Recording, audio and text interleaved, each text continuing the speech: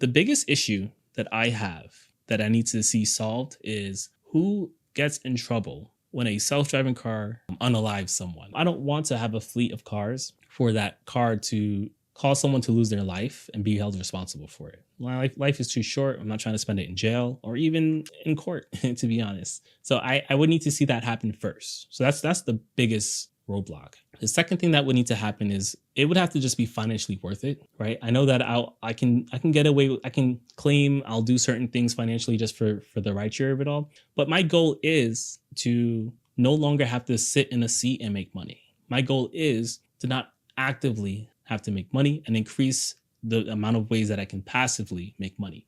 My YouTube channel is an example of that. Sure, I have to actively sit here, I have to actively edit the videos. But once that's done and it's out there in the ether, it's something that continuously generates income for me. But I do believe in multiple sources of income. I want to spend more time being a YouTuber, but the pay is way on the back end, right? It takes a lot of effort to get your channel up to the point where you're making enough money to not have to have other jobs. So instead of focusing on that, I've been grinding away as a rideshare driver because I don't have limits to how much I can work. I'm not a salary employee. I can just go out there and make money, and it gives me some flexibility. And I'm going to do that until I'm debt free. And once I am debt free, my average monthly bills between both my wife and I are like 2,500 to 3,000 per month. Like 3,000 is on the high end. We can get by with 2,000. And that will put me in a position to where I'm getting my bills closer to the income that I'm making on YouTube. If I have to like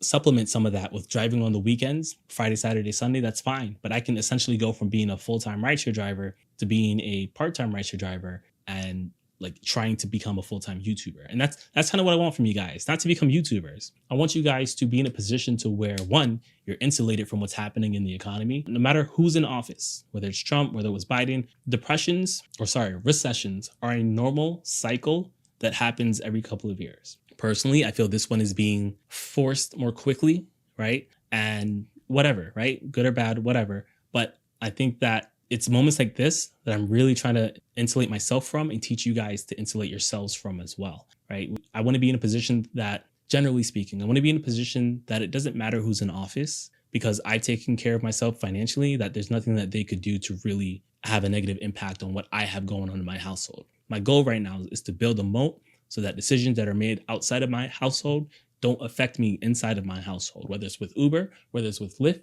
whether it's with my local government creating a pay structure because they thought it would be helpful, but it turns out that it wasn't. I'm trying to insulate myself from any external decision-making from having an impact on what goes on internally.